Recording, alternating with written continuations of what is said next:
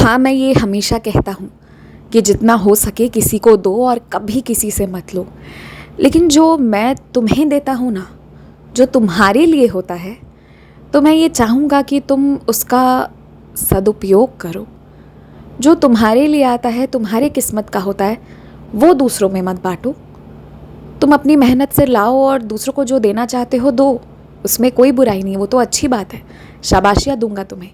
लेकिन जो तुम्हारी किस्मत का, तुम्हारे हक का है ना, उसका उपयोग तुम खुद भी करो। जब मैं तुमसे दान करने की बातें करता हूँ ना, तो कभी कभी तुम मुझे गलत समझ जाते हो। मैं ये नहीं चाहता कि तुम अपना हर कुछ सबको दे दो। मैं ये चाहता हूँ कि तुम ज़िंदगी में बहुत खुश रहो, बहुत सुकून से जियो, बहुत समृद्धि हो, पर अपने साथ साथ दूसरों का भी उत्थान करो। मैं ये चाहता हूँ। तो मेरी चाहत को समझो और उसी रास्ते पर चलो। दूसरों का भी सोचो और अपना आराम भी देखो। मैं अमन शांति चाहता हूँ। मैं थकान और लाचारी, दुख तकलीफ़ नहीं चाहता। इस बात को समझना। और तुमने मुझसे कुछ पैसे लिए थे, अब तक तुमने लौटाया नहीं है, तो अब तुम्हें उसके साथ साथ कुछ और पैसे जोड़कर मुझे लौटाने होंगे। मेरे पैसे जल्द से जल्द लौटा दो।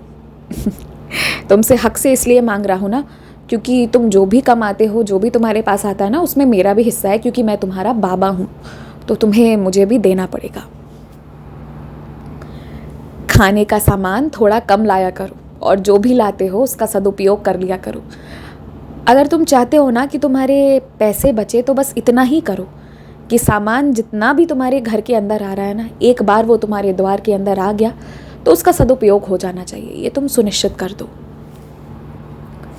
बर्बादी से बचो और माँ लक्ष्मी की कृपा तो निश्चित ही होगी तुम पे। और तुम माँ लक्ष्मी की सोचते हो, तुम्हें तो सब कुछ मिलेगा, सब कुछ। बस शांति से रहो, हड़बड़ाओ मत, घबराओ मत। कभी कभी कुछ कुछ काम में त्रुटियां होती है, उसका सुधार करना है, परेशान नहीं होना है।